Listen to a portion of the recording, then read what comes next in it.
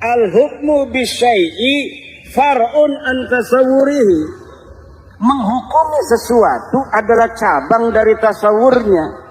Kalau kita menghukumi sesuatu, menerima atau menolak, tanpa tahu tasawurnya, maka itu orang gendeng. Maka itu orang gendeng. Maka itu orang gendeng.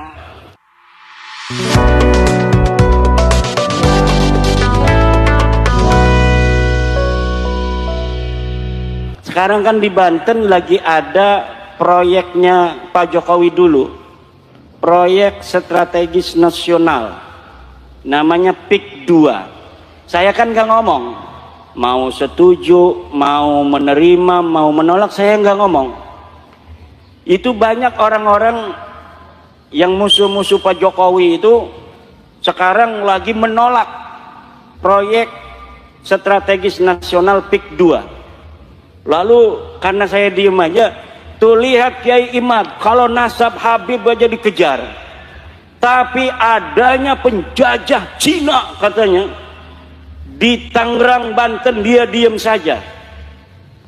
Aktivis-aktivis sudah menolak, tapi Kiai Imad diam saja. Itu tanda bahwa isu nasab ini dibayarin oleh Cina PIK 2 katanya. Bos, itu PIK 2 itu proyeknya Baklawi, bos. Aguan itu orang Cina, tapi yang ngejalanin proyeknya itu Baklawi, namanya Mu'annas Al-Aidid. Sobat sekalian, bagaimana kabarnya? Mudah-mudahan dalam keadaan sehat walafiat tanpa kurang suatu apapun dan dimudahkan segala urusan. Amin ya rabbal alamin. Ada ceramah yang cukup terbaru ya dari tokoh utama gerakan pembatal nasab Alawi, Kiai Haji Imaduddin Usman Al-Bantani. Apa yang menarik dari isi ceramahnya yang terbaru? Di antara isi ceramah Pak Imaduddin menjawab kritikan orang-orang yang mengatakan Pak Imaduddin ini hanya getol saja membahas tentang masalah nasab Alawi. Tetapi diam dalam mensikapi mega proyek Pantai Indah Kapuk 2, satu mega proyek yang diindikasikan merugikan rakyat banyak. Ya, bukan Pak Imaduddin kalau tidak bisa menjawab kritikan orang-orang yang mengkritiknya. Bukan beliau tidak mau mengomentari tentang mega proyek Pantai Indah Kapuk 2, tetapi informasi tentang proyek PIK 2 ini belum sampai ke beliau. Jadi beliau belum bisa memberikan komentar, memberikan fatwa hukum terhadap proyek tersebut. Mungkin baru satu referensi yang masuk di meja kerja beliau, apa itu? Bahwasanya pelaksana proyek PIK 2 adalah seorang Baklawi. Bos, itu PIK 2 itu proyeknya Baklawi, bos. Aguan itu orang Cina, tapi yang ngejalanin proyeknya itu Baklawi, namanya Mu'annas Al-Aidid.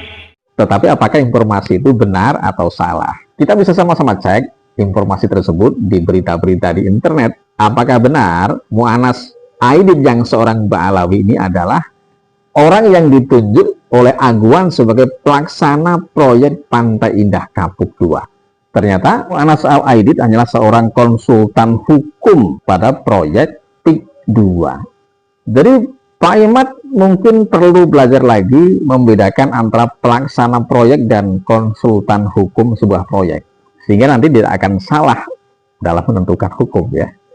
Pak Imad sendiri mengatakan untuk menentukan terhadap hukum dalam satu permasalahan ini tasawurnya harus jelas, informasinya harus segamblang-gamblangnya. Bagaimana mungkin Pak Imad mengatakan Mu'annas Al-Aidid adalah seorang pelaksana mega proyek PIK 2, padahal kenyataannya dia hanya seorang konsultan hukum pada proyek tersebut. Ini satu kesalahan fatal yang dilakukan oleh seorang Imaduddin di depan publik ya, dan tidak bisa dibayangkan apabila orang-orang seperti ini duduk dalam komisi fatwa MUI.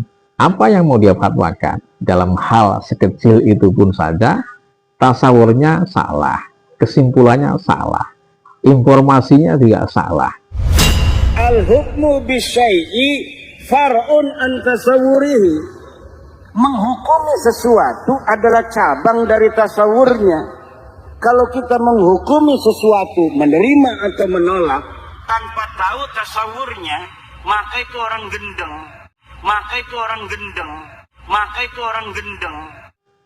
Jadi mungkin perlu dipertimbangkan lagi Bapak Ketua MUI Banten untuk menjadikan Pak Imad ini sebagai Ketua Komisi Fatwa MUI Banten.